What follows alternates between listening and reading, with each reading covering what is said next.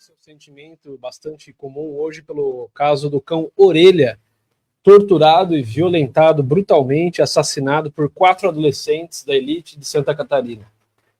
Bom dia, Alessandra, se é que se pode dizer um bom dia, né, com uma notícia dessa, com uma repercussão horrível dessa, né? Bom dia, Bruno. Então, muito triste, muito difícil falar sobre esse assunto, porque além da gravidade, né, da em si, a crueldade tremenda, a gente lê diariamente, agora saiu o laudo necroscópico, o que fizeram com o cão, uma coisa absurda, e quando você para pensar, são adolescentes, né? Então a gente se pergunta onde foi que a gente errou, a humanidade errou, porque você ter capacidade de fazer uma crueldade contra um bichinho que está lá, é um cão comunitário, vivia lá há 10 anos, um cão feliz, vivia solto, a comunidade gostava muito dele, então é absurdo. Mas o que, Bruno, a gente não pode esquecer é que esse caso deu repercussão, né? Mas a gente vive violência diária. Muitos animais são maltratados, são violentados diariamente, mas não tem a mesma repercussão e nem os responsáveis são punidos por isso. Então, a gente que trabalha nessa causa, e a gente trabalha diariamente, a gente vê todos os dias animais maltratados, animais negligenciados, animais abandonados. Então, a gente realmente precisa falar sobre esse assunto. É um assunto muito pesado, é muito difícil, mas eu levanto uma questão de que realmente as leis precisam ser mudadas, né? A gente precisa ter mais rigor. Na nossa cidade aqui, a gente está olhando lei a lei da proteção animal, regulamentando aquelas que são as mais importantes. A gente vai regulamentar uma lei que a gente vai poder multar quem realmente não atender aquilo que a gente pede, porque você adotar um animal, você ter um animal é uma opção, Bruno. Então, a partir do momento que você tem aquele animal, você tem a obrigação de zelar pela vida dele, né? Então, a gente tem trabalhado arduamente, e a gente, inclusive, aqui em Valinhos também, a gente já vê alguns casos, né? Não, claro que, evidentemente, não nessa grandeza, né, de agressividade, de violência, é uma coisa absurda, mas a gente, infelizmente, se depara com isso aqui na nossa cidade. Sim, não é exceção, né, Alessandra? Não. Alessandra Fontanese, que é diretora do Departamento de Proteção, de Defesa... Proteção e Bem-Estar Animal de Valinhos. Proteção e Bem-Estar Animal de Valinhos. E a gente está linkado à Secretaria do Verde e Agricultura. E foi uma indicação do vereador professor Marcelo Yoshida, né, diante dos acontecimentos, e foi uma indicação para a entrevista de hoje. Alessandra, você como diretora do Bem-Estar Animal, como você viu essa notícia? O que você sentiu na hora que você soube? Foi por algum site, pelas redes sociais? Como é que foi? Foi pela rede social, né, Bruno? E as pessoas começam a me mandar, né, links, mandar matérias. Alessandra, você viu? E que eu te falei, a gente lida com isso todos os dias, mas a gente nunca consegue conceber ou entender como que o ser humano faz isso. A gente resgata, ano passado, para você ter uma ideia, a gente resgatou quase 300 animais no departamento. E a gente reabilita, claro que nessa grande maioria são filhotes, tal, então, qual que é a nossa intenção? Qual que é a intenção do departamento? Que seja uma casa de passagem. O animal chega para a gente reabilita, vacina, vermifuga, enfim. Mas além deles virem machucados fisicamente, eles também vêm machucados emocionalmente. E a gente tem que lidar com isso. A gente tem que ensinar que nem todo ser humano é ruim.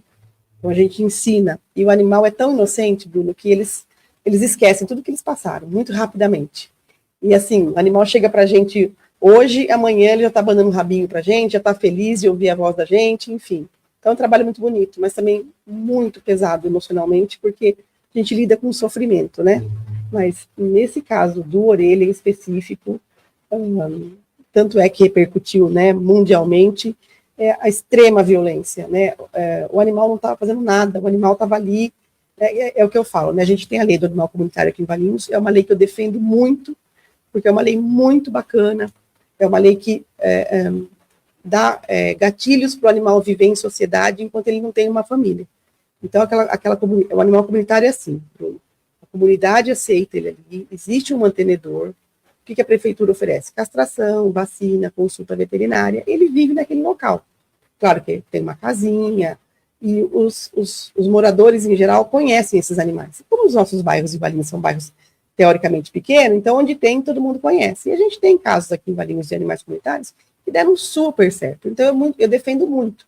Então não é porque ele estava na rua por ser animal comunitário que ele sofreu aquela violência toda. É porque ele estava vulnerável. Então poderia ser uma criança, poderia ser uma pessoa em situação de rua. Esses meninos iam fazer a violência de qualquer maneira, né, contra um vulnerável. Então as pessoas não podem confundir, né? Não é porque a orelha era um animal comunitário que ele sofreu essa violência. Não, ele sofreu porque ele era vulnerável, sim, né? Então a gente não pode, não, então a lei do animal comunitário não funciona. Funciona sim, e eu, mais do que ninguém, defendo muito essa lei. E a gente tem casos aqui em Valinhos que deram super certo, né? Então, Bruno, isso é um caso que choca demais, mas eu acho muito importante falar sobre isso, porque a gente vê casos todos os dias na nossa cidade, e que a gente pede muito para a população denunciar, faça a denúncia, mas a denúncia, Bruno, tem que ter embasamento, né? Não pode, eu acho que, né? A denúncia é uma coisa séria. Então, se puder ter um vídeo, puder ter uma foto, né? Algum indício, né? O departamento, como eu te falei, recebe aí 300 denúncias aproximadamente por mês, a gente vai caso a caso. Claro que alguns casos são mais leves, a pessoa precisa de uma orientação, a pessoa não sabe, né? Ou a pessoa precisa de uma ajuda, uma castração, ou uma consulta, e a gente tem no departamento. Então, a gente sempre vai para tentar ajudar o animal e o munícipe, né?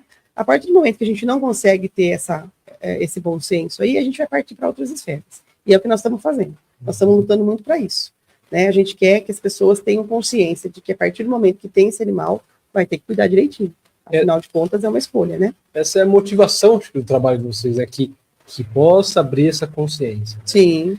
E refletindo ainda sobre esse caso do Orelha, Alessandra, você, que, como disse, diretora do departamento que recebe inúmeras denúncias por dia, todos os dias você olha para animais abandonados, né? O olhar do animal. Né? Ontem eles estavam, a internet redes sociais estavam lotadas sobre isso, com fotos dos animais, né? E só de olhar na expressão dos animais, né, já denota muito sofrimento. Mesmo ele estando ali, algumas fotos dele rindo, né, vê que ele era um animal sofrido.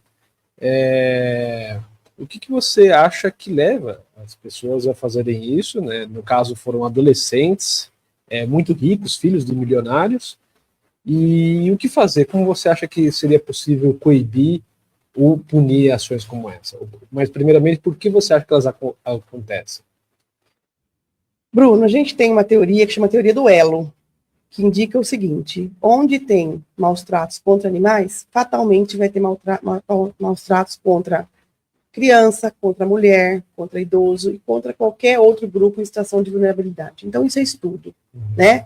Estudo da área de criminologia e psicologia aponta que quando a pessoa comete um crime, um abuso contra um animal, isso é um transtorno de comportamento. Então, são indícios que você tem que ir estudando, analisando, e que a gente, enquanto departamento, nós temos que fazer uma ação intersetorial, chamar a segurança pública, Secretaria de Saúde, Secretaria de Assistência Social, né, e quando a gente entender que existe essa situação num segmento aí, numa casa, numa família, a gente tem que agir prontamente. Eu acho que esses meninos, Bruno, deve ter algum transtorno, ou então a gente vai falar assim, que eles acham que vão ficar impunes. Por quê? Porque tem condição, a gente está vendo, né, coagiram o porteiro que fez a filmagem. Então, eu acho que esse caso aí, nessa questão, sai um pouco fora da casinha, porque ou a gente está lidando com psicopata, ou a gente está lidando com meninos que serão abusadores no futuro, né? E o que essa família vai fazer para tentar entender por que esses jovens chegaram a esse grau de violência? Uma coisa horrorosa, uma coisa...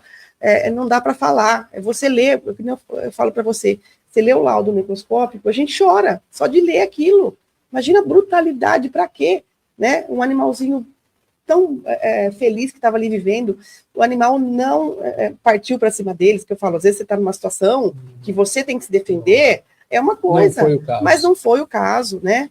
Então, a gente tem que fazer um estudo mesmo, eu acho que a gente, quanto órgão público, tem que buscar, analisar, fazer essa análise, né? Mas não é uma coisa isolada. Infelizmente não é. Então, quando você vai numa casa, às vezes tem um cachorro lá, a gente tem um caso aqui em Valinhos, Bruno, não vou citar bairro nem nada, que a gente retirou 2 animais, o rapaz já estava alcoolizado logo de manhã, a mulher não pôde falar nada, ele não permitiu que a mulher falasse nada. Então, com certeza ali, o animal era a sentinela da violência, entendeu? O animal sofria violência, mas a esposa com certeza, os filhos com certeza, porque ela não podia denunciar, ela nem pôde falar com a gente, né?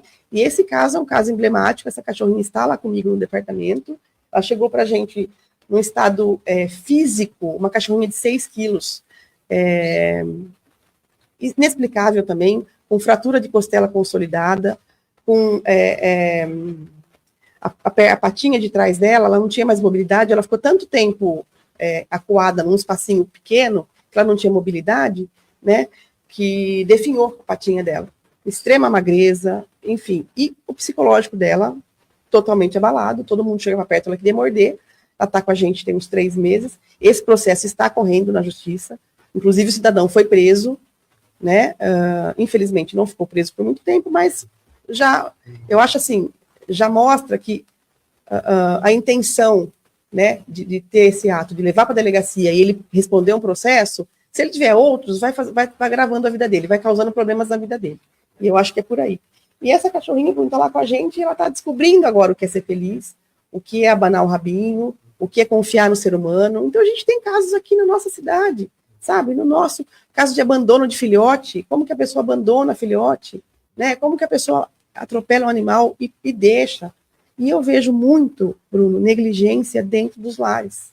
É uma coisa que a gente fala assim, por isso que eu gosto da lei do animal comunitário, porque o animal está livre, o animal corre, ele tem acesso a outras pessoas, ele tem acesso a um parque, a correr. O animal quer ser feliz, ele quer ser livre, né? Eu falo assim, ó, hoje, abrigo, Bruno, não devia existir mais, tem que ser casa de passagem. Porque a pessoa tem a sensação de que no abrigo ele vai ser feliz, ele vai ter comida. Não, ele é privado de liberdade, ele é privado de convivência familiar. Por mais que a gente, no departamento, faça todo esse trabalho também emocional, que é uma coisa que a gente faz, a gente passeia com os cães, a gente faz um rodízio, a gente solta os animais, está sempre junto, todo mundo no departamento faz isso, mas eles não têm um convívio familiar, né? Então a gente tem que ensinar as pessoas que abrigo tem que ser casa de passagem.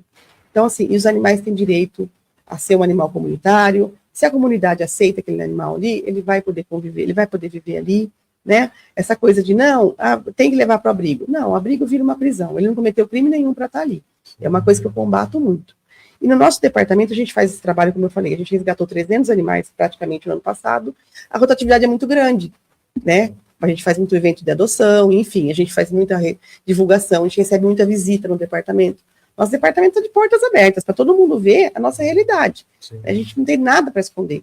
Né? E a gente gosta de receber visitas, porque aí a pessoa conhece a realidade dos cães, né? E vê que eles têm ali alimentação, têm saúde, não tem pulga e carrapato, são vacinados, castrados, mas não tem o principal, a liberdade e o convívio familiar, que é muito importante para eles. Né? Então, volto a falar, a gente ainda vê muita maldade aqui, muita crueldade, né? Em todos os, não estou dizendo de Valinhos, né? Mas aqui a gente está fazendo um trabalho forte para coibir.